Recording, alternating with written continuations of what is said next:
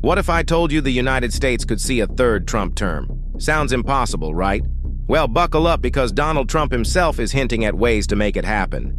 In a bombshell interview with NBC News, President Trump was asked directly about serving beyond his second term.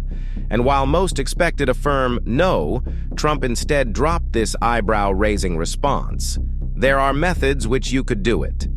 Yes, you heard that right. He's not ruling it out. Trump, who won re-election in 2024 after defeating Joe Biden, has floated this idea before. But this time, he's making it clear. "I'm not joking," he said.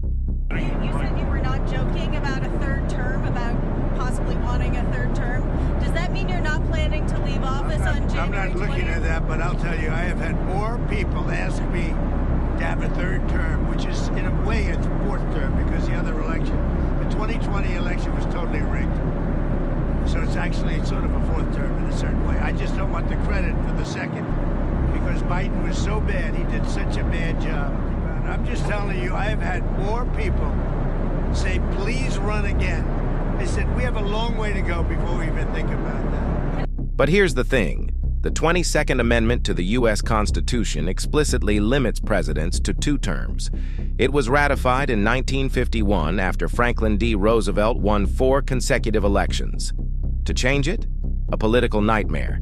It would require either a 2/3 vote in Congress or approval from 2/3 of U.S. states, and then ratification by 3/4 of the states.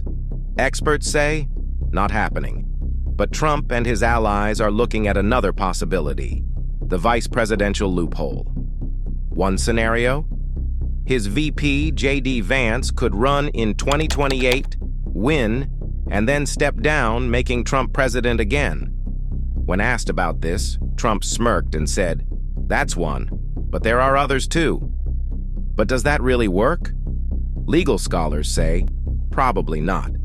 The 12th Amendment states that no person constitutionally ineligible to the office of president shall be eligible to that of vice president.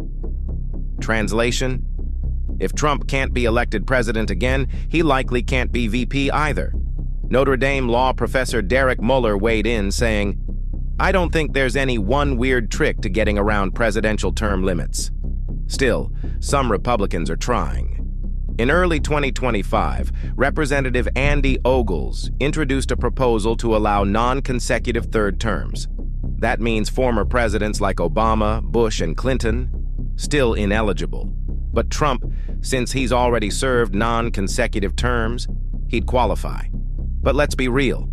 The chance of that amendment passing? Slim to none. So, how is America reacting? Well, predictably, it's polarizing. Former White House strategist Steve Bannon says Trump will find a way, telling News Nation, "We'll have a couple of alternatives." Meanwhile, Republican Senator Mark Wayne Mullen is pushing back, "I'm not changing the Constitution unless the American people choose to do that." And then there's Trump himself, leaning into the chaos.